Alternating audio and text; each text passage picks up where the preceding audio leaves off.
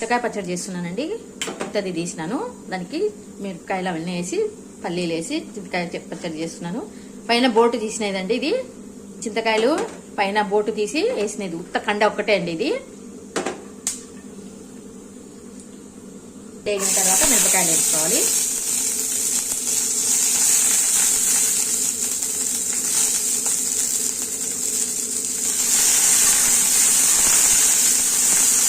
చింతకాయకి తగ్గట్టు మిరపకాయలు అండి. మిరపకాయలు పల్లీలు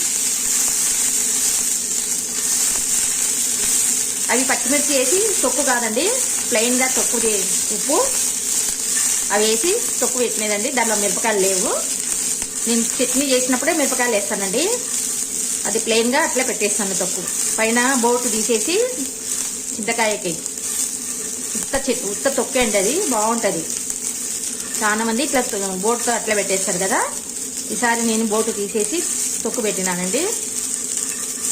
మిరపకాయలతో పెట్టకుండా ఓన్లీ ప్లెయిన్గా పెట్టేసి ఉప్పు చింతకాయ వేసి పెట్టేసినానండి.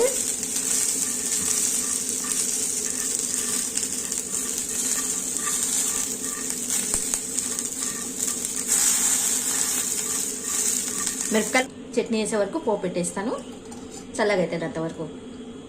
3 స్పూన్లు పోపు వేసుకుంటానండి చింతకాయకి.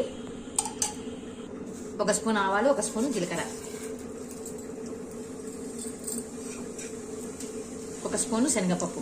శనగపప్పు బాగుంటుందండి.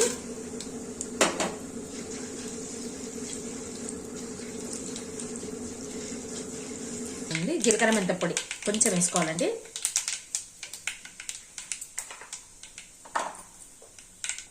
ఇంగువ అండి.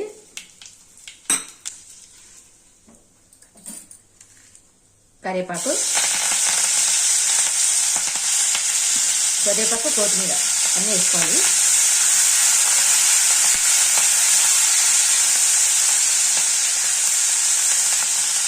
వేసేసుకోవాలండి. అప్పుడే చింతకాయ వేసుకొని వస్తారండి. ఇది తర్వాత చల్లగా అవుతుంది అంతవరకు. ఈ తొక్కులో ఉప్పు ఉంటుంది కాబట్టి వేయనండి. తక్కువైతే అప్పుడు వేస్తాను. ఈ తొక్కేస్తానండి. తొక్కేసి తిప్పుతాను. అది కొంచెం ఉప్పు వేస్తున్నానండి. కొంచెం పడుతుంది. తిప్పినానండి. మెత్తగా అయింది. ఒక్కసారి తిప్పుతానండి. ఇంకొకసారి తిప్పుతాను. పెనంలో వేస్తానండి. ఎంత బాగా వచ్చింది కదా. పైన బోటు తీసి తొక్కు పెట్టినానండి. ఈ చట్నీ కూడా బాగుంటుంది బోటు లేకుండా. పైన చాలా టైం పడుతుందండి బోటు తీయాలంటే.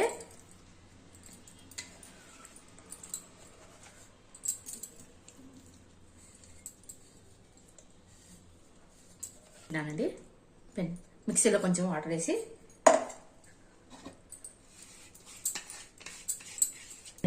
కలిపేయాలండి. శనగపప్పు వేస్తే చాలా బాగుంటుంది.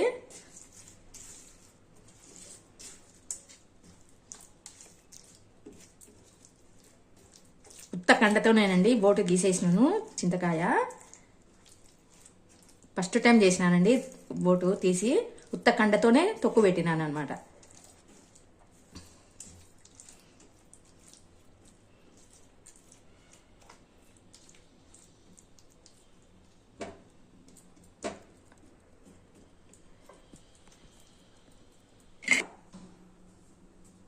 అయిపోయిందండి. చింతకాయ తొక్కు తరువాత పెట్టేసినాను. ఇది గిన్నెలోకి సర్వ్ చేస్తానండి. ఇది సర్వింగ్ చేసేస్తాను గిన్నెలోకి. బాగుందండి. బోటు తీసినందుకు ఉత్త కండే కాబట్టి చట్నీ అనేది తెల్లగా బాగుందండి. Yellow colour. అది వేరే కలర్ వస్తుంది కదా.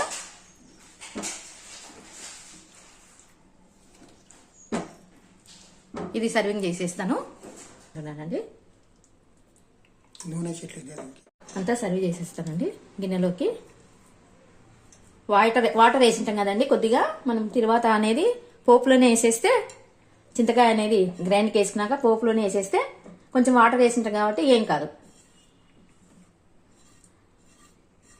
చాలా మంది చట్నీ తర్వాత సపరేట్గా కలిపేస్తారు కదా. డైరెక్ట్గా నేను చల్లగైన తర్వాత చింతకాయ వేసి కలిపేసిన. ఎందుకంటే వాటర్ వేసింటాం కదా, ఏం కాదు. 2 రోజులు ఉన్నా ఏం కాదు. అయిపోయిందండి. సర్వ్ చేసుకున్న గిన్నెలోకి. అయిపోయిందండి. Like, share, subscribe. Thank you for watching.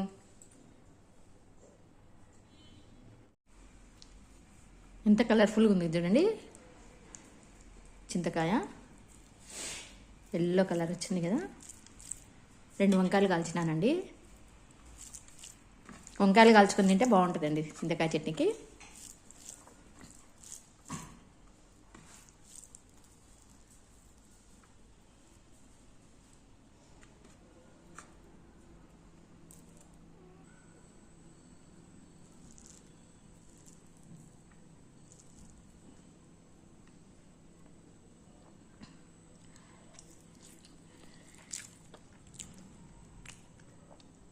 Super ఉందండి. చింతకాయ పచ్చడి బాగుండదా అండి? ఎంత బాగుందో.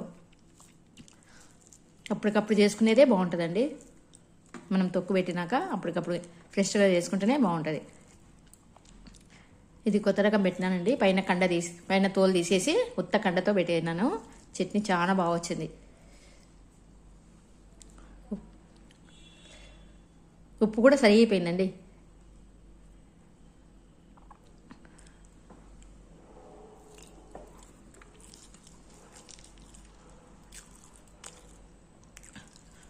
రెండు వంకాయలు ఉంటే కలిసినానండి.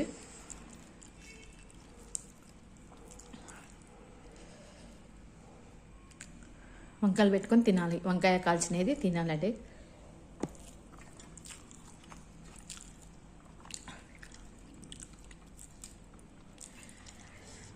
బాగుందండి, చాలా బాగుంది.